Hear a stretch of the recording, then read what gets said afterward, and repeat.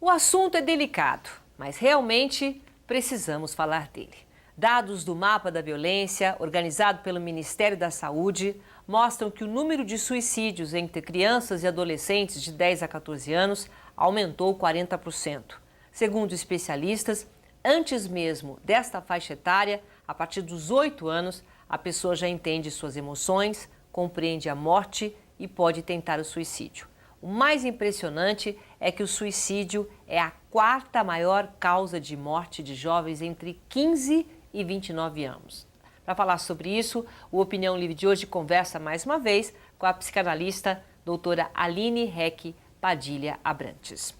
Bom, adolescentes de 15 a 29 anos, só essa estatística eu já fiquei um pouco impressionada, porque 29 anos é considerado adolescente ainda? A princípio não, né? Já é uma idade adulta. Mas é como você colocou no início do programa, né?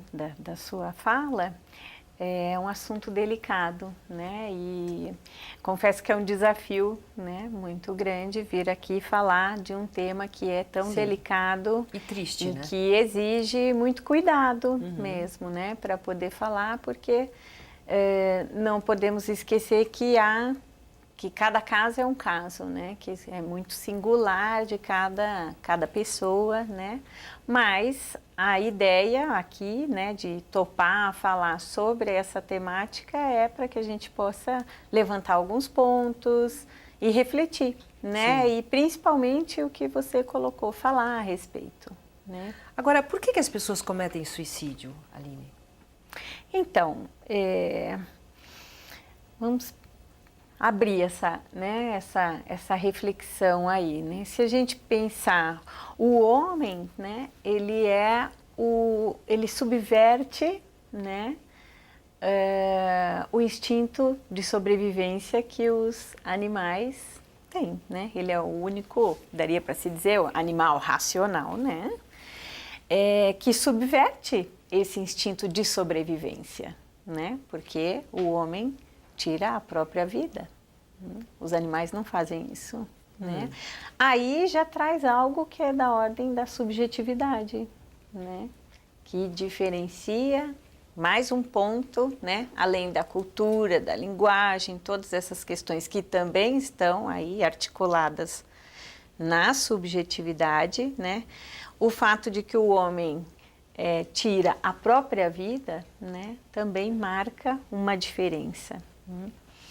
Tem uma psicanalista francesa, né, Colette Soler, ela coloca que o suicídio, né, ela faz uma relação com um par, né, que é a dor e a tristeza, né?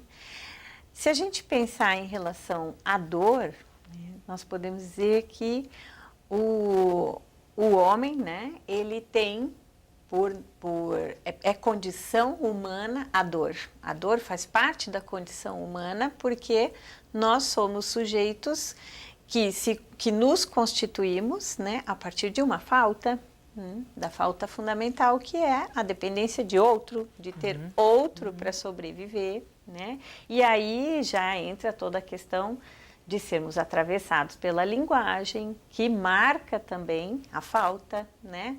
Os xistes, os atos falhos, enfim, a linguagem ela não dá conta de dizer de tudo, né? E há algo que fica por fora aí, que não entra na ordem da linguagem, que é que diz desse vazio, que é algo impossível de falar, mas que nós estamos submetidos a isso, né? E que daria, sim, dá para fazer uma relação com a morte, né? A gente se utiliza de recursos imaginários e simbólicos, né? A gente imagina, a gente fantasia em cima da morte, né? Sim. Mas é impossível de dizer mesmo da morte, de algo que venha vamos supor, poderia-se dizer, satisfazer, algo que desse conta de dizer da morte. Isso é da ordem do impossível, né? E isso traz uma dor, né? Que é o que a Colette Soler está apontando, né? Quando ela fala do suicídio relacionado à dor de existir. Nossa. Freud coloca que o suicídio ele está relacionado a um conflito psíquico, né? É uma saída para um conflito psíquico.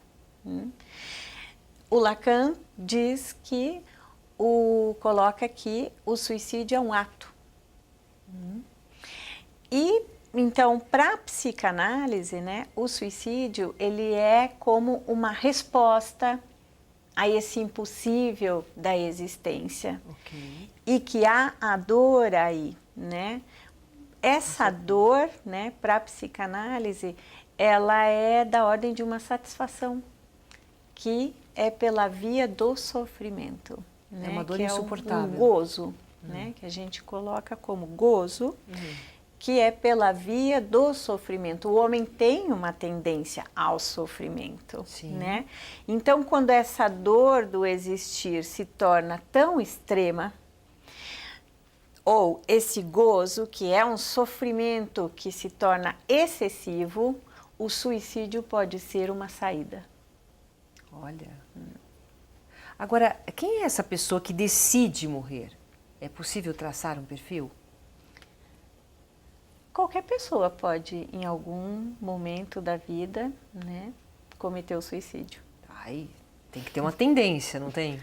Não necessariamente. É mesmo? Né? É uma condição, às vezes uma condição de um momento, de algo que acontece, ou de, né, uma questão, porque é um conflito subjetivo, um conflito psíquico, né? Então, isso quer dizer que qualquer pessoa pode, né? Não precisa estar doente, não precisa ter, não é um gene diferente, qualquer pessoa pode acontecer uma situação como essa, chegar num nível de sofrimento que queira o suicídio, é isso? Que é uma saída, né? É como se não houvesse o que fazer com isso, né? É uma saída, uma resposta. Né? Para aquele sofrimento. Né? Então, assim, em termos de perfil, né, é muito difícil, né, de se traçar. Freud tem um texto, né, na obra de Freud tem um texto que chama Luto e Melancolia, né, que é de 1915, onde ele faz uma relação entre o luto e a melancolia para trabalhar, né, com a melancolia. E apontar que a melancolia ela está ligada à perda do objeto. Que objeto? O objeto de amor, que é qualquer coisa externa. Pode ser uma pessoa. Né? Então, a melancolia, como ela está ligada a essa perda do objeto, né, é como se o sujeito na melancolia, né, o sujeito melancólico, ele introjetasse esse objeto, né, de amor, né, é como se isso fizesse parte dele, é como se numa relação com uma outra pessoa, por exemplo, se o objeto de amor é um namorado, né, é como se os dois fossem um só. Um só. Está faltando aquela metade. Então, a separação desse objeto de amor, né, o Freud faz aí uma comparação ao luto, porque quando você tem o luto de alguém muito querido, né? Você perde esse alguém, né? Esse objeto de amor, e você vai elaborar o luto né? Dessa pessoa que você perdeu, né? Agora, no caso da melancolia, né? A perda, a separação desse objeto que está incorporado, né? Que tem aí uma identificação narcísica da pessoa, do melancólico, quando há essa ruptura, essa perda do objeto, que seria como fazer um luto, né? Como fazer um luto daquilo que está incorporado. É como dentro de mim. É como se ele, então, pudesse, né, em alguns momentos, em alguma situação, chega à própria morte, a cometer o suicídio mesmo, porque ele quer matar o objeto, né? Mas o objeto está dentro dele, incorporado ali, né? Isso é todo um processo psíquico, mas que diz disso, né? Assume, muitas vezes, vamos supor, um casal de namorados, né? Que é o que eu estava colocando, e o namorado trai, né? Sim. A moça, né? E aí há uma situação, essa moça, numa condição melancólica, ela então se culpa por aquilo que o namorado fez, né? Porque não há essa separação, né? Entre ela e o namorado. Então, o ato que é do namorado é como se fosse dela, ela se culpa pelo ato do outro, né? Então, quando há necessidade, e aí nesse caso, se há uma ruptura, né? Porque há uma ruptura aí, isso pode trazer um estado melancólico muito profundo, né? De realmente levar ao suicídio. Isso é o que o Freud traz nesse, né? O que eu estou trazendo aqui a partir da leitura desse texto do Freud. Agora, Lacan, né, que era freudiano, contemporâneo a Freud, ele traz o suicídio, ele fala que o suicídio é um ato, né?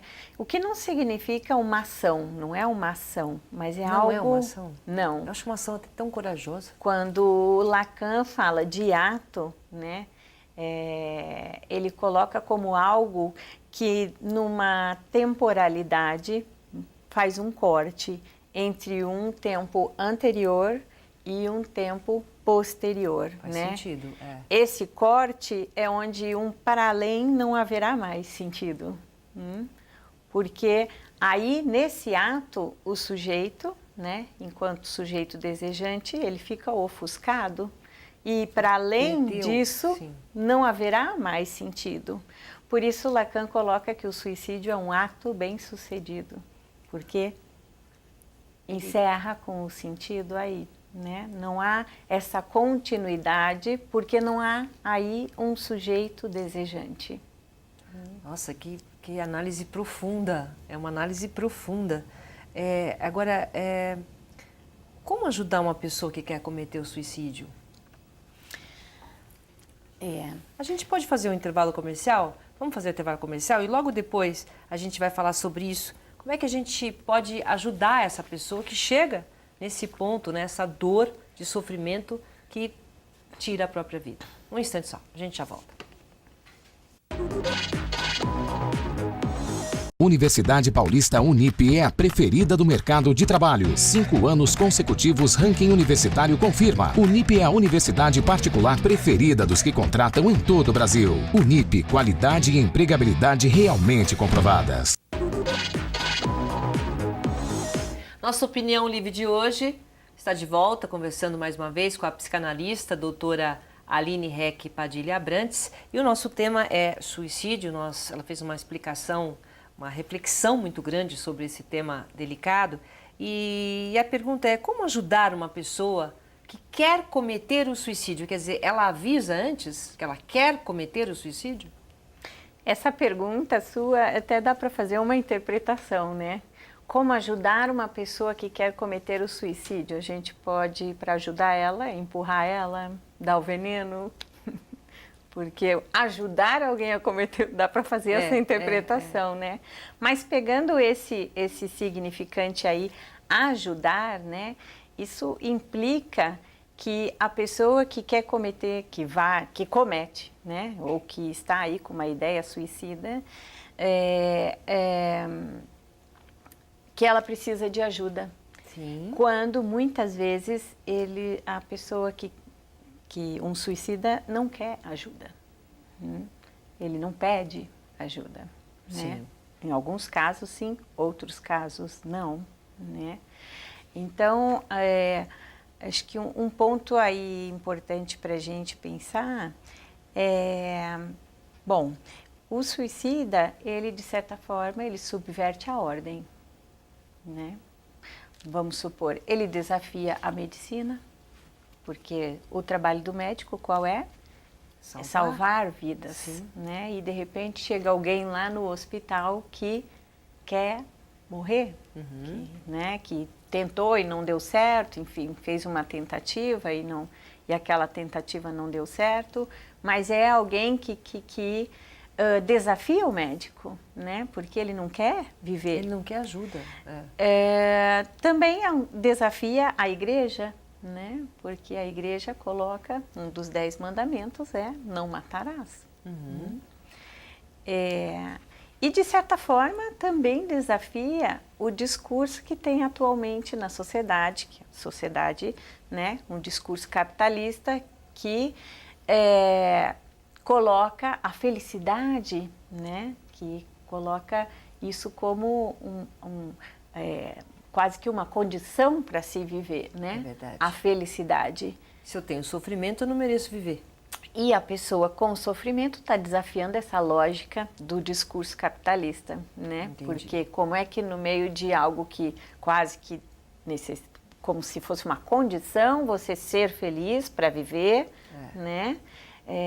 Há aqueles que sofrem, né? Então, acho que esse é um ponto importante, é o sofrimento. Já se sente fora do contexto da sociedade e do mundo, né?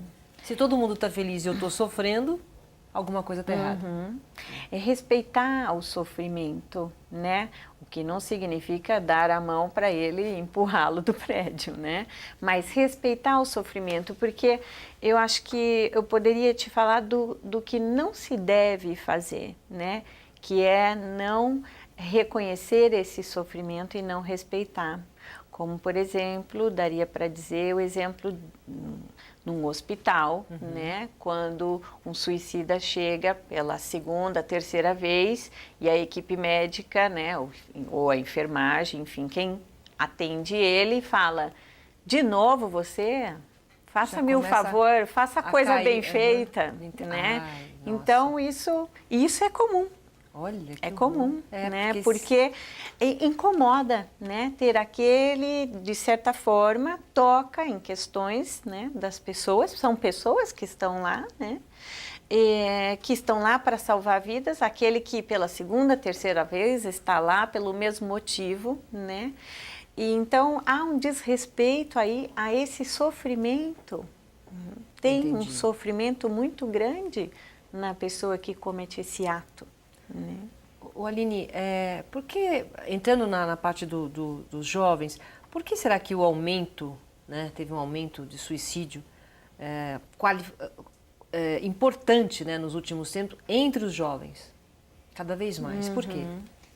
Então, esse sofrimento dos jovens também? Se a gente pensar nessa sociedade, né, que estava colocando no discurso capitalista, né, a sociedade que a gente vive atualmente, onde há esse algo de um gozo, né, que coloca, né, a felicidade, né, como algo que é impossível, a tristeza, né?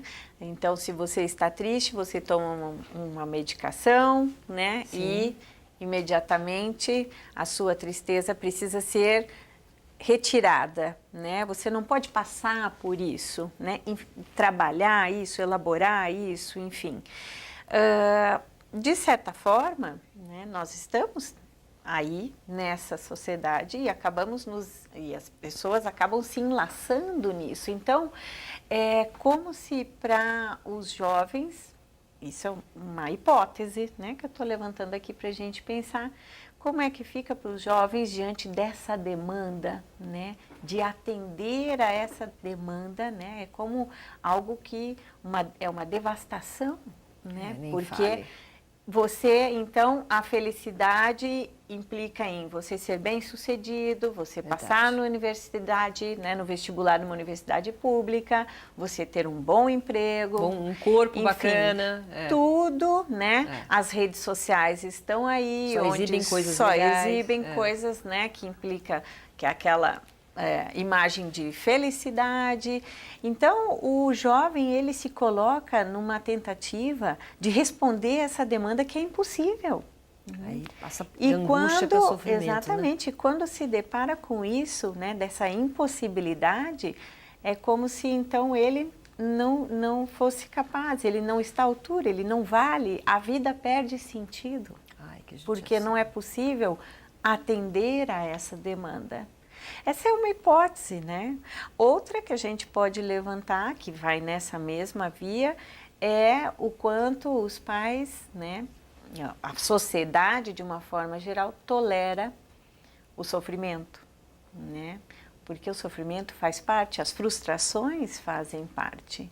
Então, quando os pais não permitem, né, porque ficam ali a dar conta de todas as situações, impedindo que os filhos passem Sofram por, né, dificuldade. situações de sofrimento, isso quando mais tarde, né, na juventude, também pode ter algo de se tornar, ter uma dimensão muito maior quando ele tem que, pelas situações da vida, se defrontar com algo de uma frustração.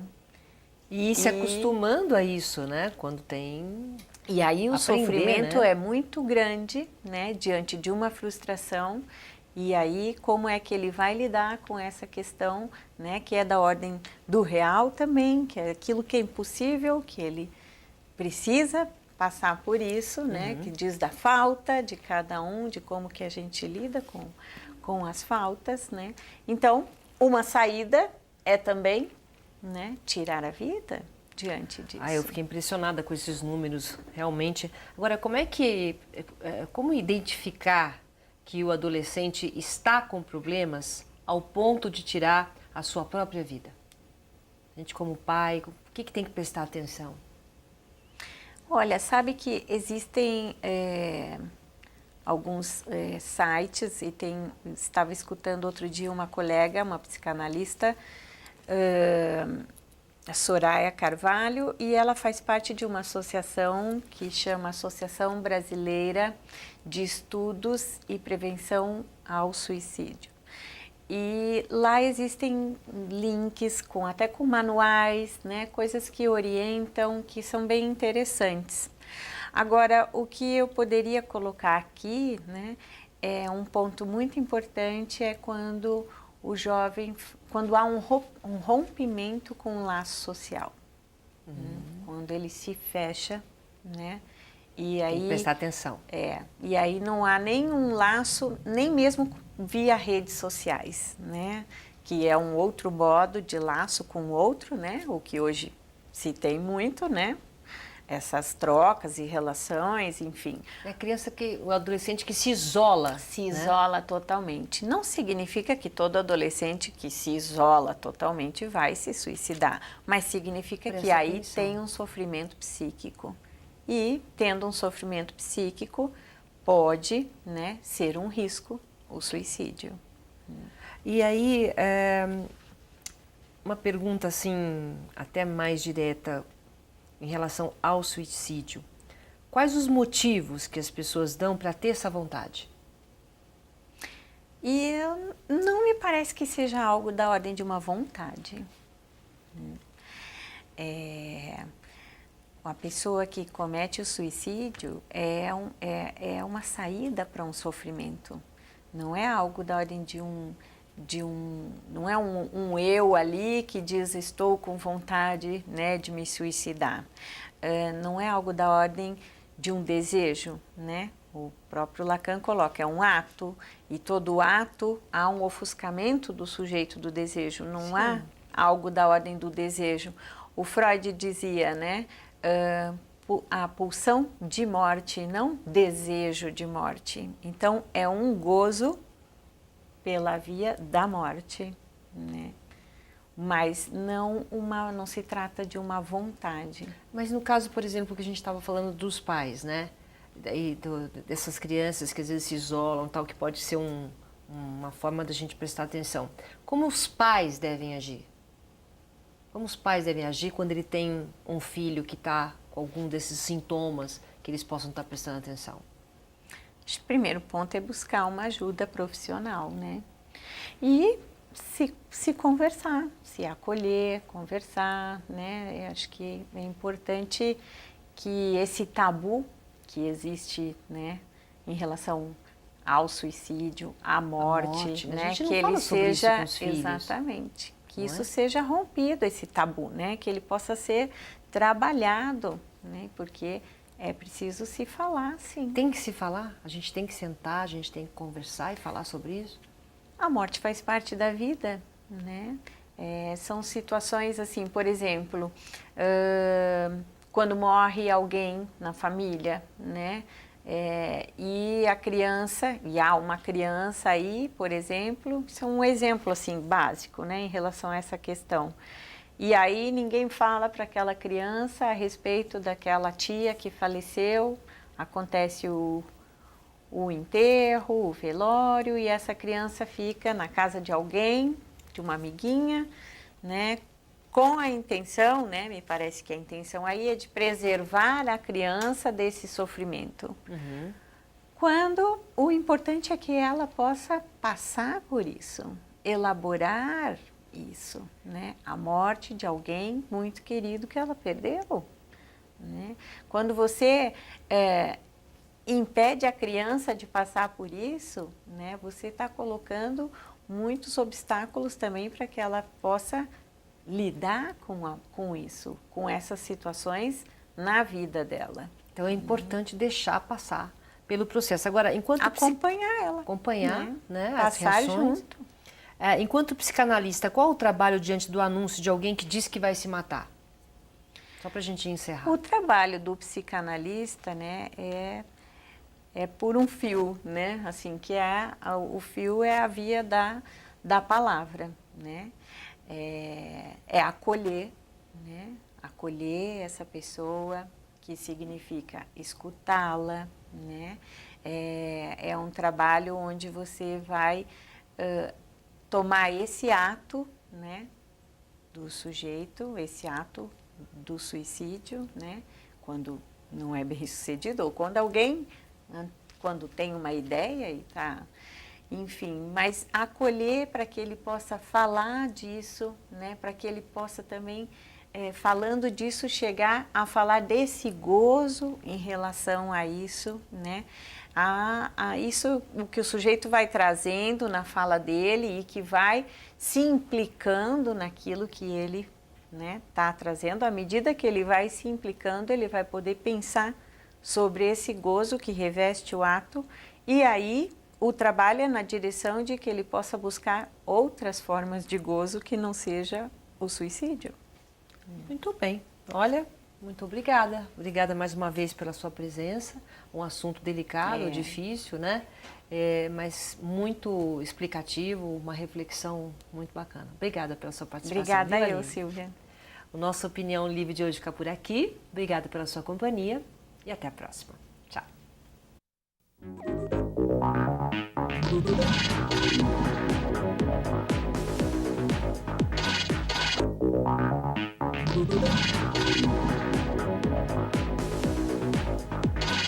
Universidade Paulista Unip é a preferida do mercado de trabalho. 5 anos consecutivos, ranking universitário confirma. Unip é a universidade particular preferida dos que contratam em todo o Brasil. Unip, qualidade e empregabilidade realmente comprovadas.